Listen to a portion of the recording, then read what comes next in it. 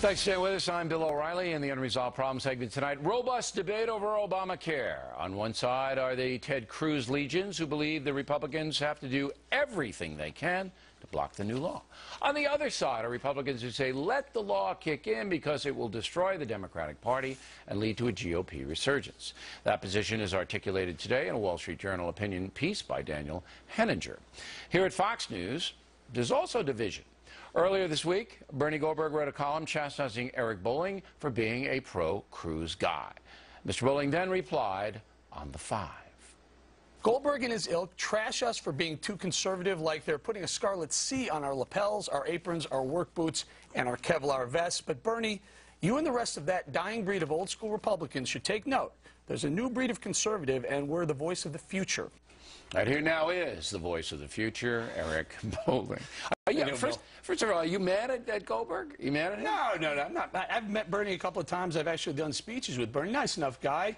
Listen, I read some of his stuff. It's interesting, but just not sure why he, took the shot. Well, he didn't go after you personally. He just said... No, I think he did, Bill. Do you really? Well, here's how I read it, and you can tell me where I'm wrong.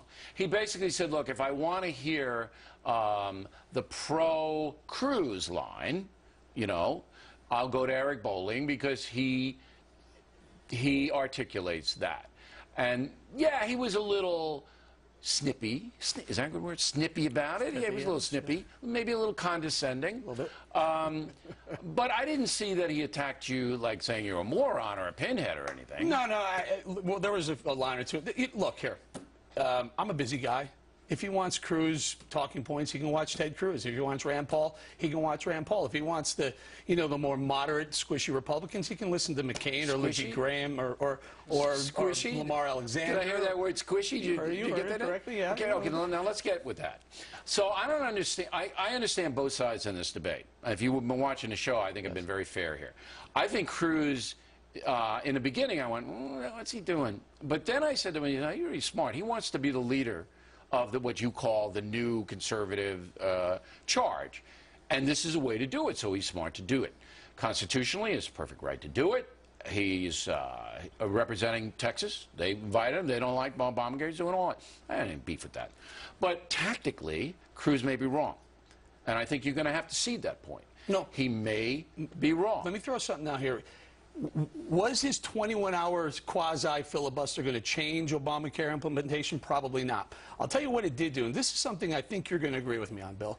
He went 21 hours. He went through the morning news cycle. He went through the Today Show. He went through all the morning shows so that the mainstream media, the liberal-leaning media, would have to pick it up and say, hey, there's a Republican senator on the floor right now talking about how bad Obamacare. What's he talking about? Who is he? Who is this guy, Cruz? He was very smart. Did it help Ted Cruz? Probably. But what it also did was it forced the mainstream media, MSNBC, CNN, it forced them to air Ted Cruz complaining about Obamacare. Okay. I think it had a good effect. You're an oracle. I agree with you on that, okay? However, it doesn't matter what the media says. It matters what the folks do. And the strategy laid out today, and I thought it was a good... Did you read the Henninger column on Wall Street? I did. A good column. Strategy is, look, if this Obamacare thing blows up, where people can't get health care, their doctors are 55 miles away, it's chaos, they can't get it processed, they can't get treated, they're going to turn on the Democratic Party with a vengeance. Therefore, the Republicans, all they have to do is just sit back and allow this tsunami of chaos to overwhelm President Obama and his party. And I'm saying to myself, you know what? There's a lot of logic in that, and it's not squishy. No, and what Ted Cruz did, let's go back to this. It was brilliant. He knew he wasn't going to change the fate of Obamacare. He knew that if you have the Democrat Senate, no matter what happens in the Senate, President Obama is not going to sign legislation that upends his own signature law. Allow me, just give me one more second. So he knew he had 21 hours to stand there and tell the American people how bad it is. And then, in 2014, when all those Democrats are running against Republicans, they're going to wear Obamacare, and I suggest they call it Democare.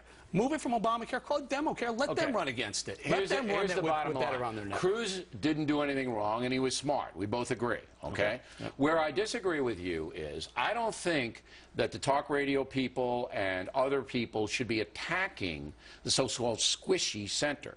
of the Republican Party, because they may be right tactically about this. They may be right. I don't like the personal animus here. You're not Rhino O'Reilly and all of that. I got a letter today. Dear Rhino O'Reilly. Rhino? I mean, you credible dunderhead. I mean, what I'm doing is telling you the truth. All right? The truth is that the election needs to go Republican in 2014 if there's any hope of ever getting rid of Obamacare. That's the truth. And there may be a number of ways to get there. Fair? Fair. Reasonable? More than fair. However, I will point out that Senator John McCain was the first one who called Senator Rand Paul and Ted Cruz and the like wacko birds. You remember that? That was we don't justify bad behavior by pointing to other bad behavior. All right? All right, we don't do that. All right, so Goldberg and Bolling, I'm going to get them together a little détente. We'll have a little meal, and Bolling will pay. He's very wealthy. All right, thanks for coming in. We appreciate it.